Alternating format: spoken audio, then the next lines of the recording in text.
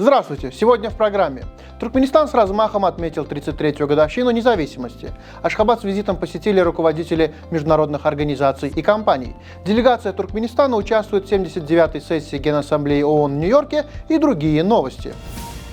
Президент Сердар Бердымухамедов поздравил граждан с Днем независимости. В своем обращении глава государства отметил значительные успехи Туркменистана за эти годы и подчеркнул важность проводимых реформ. 27 сентября в Ашхабаде состоялись торжественные мероприятия.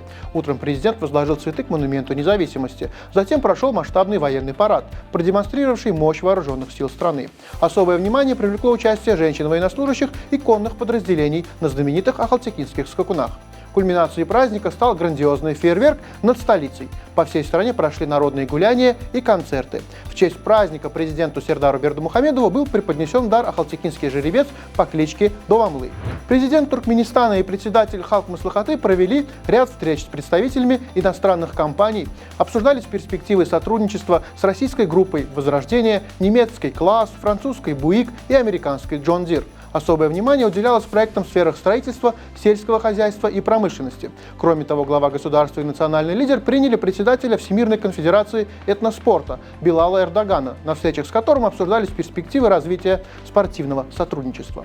В Нью-Йорке делегация Туркменистана во главе с министром иностранных дел Рашидом Мередовым принимает участие в 79-й сессии Генассамблеи ООН. Проведены встречи с представителями ООН и ОБСЕ, на которых обсуждались вопросы международного сотрудничества.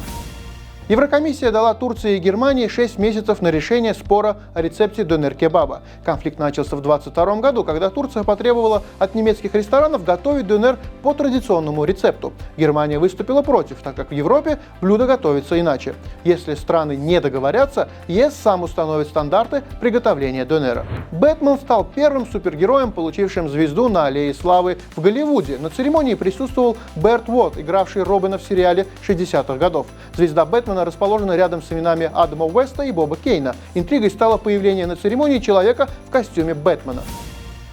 20-летний Шизатбек Матьякубов из Туркменистана установил новый мировой рекорд на юниорском чемпионате мира по тяжелой атлетике в Испании. В весовой категории до 102 кг он поднял штангу весом 216 кг в толчке, превзойдя предыдущий рекорд на 1 кг. Матьякубов также завоевал золотую медаль в сумме двоеборья с результатом 391 кг. На Кубке Туркменистана по теннису Юрий Рагузский одержал впечатляющую победу, вернув себе звание первой ракетки страны. В напряженном финале он обыграл действующего чемпиона Мейлиса Аразмухамедова со счетом 1-6, 6-3, 7-6. Турнир собрал более 100 спортсменов из разных регионов страны.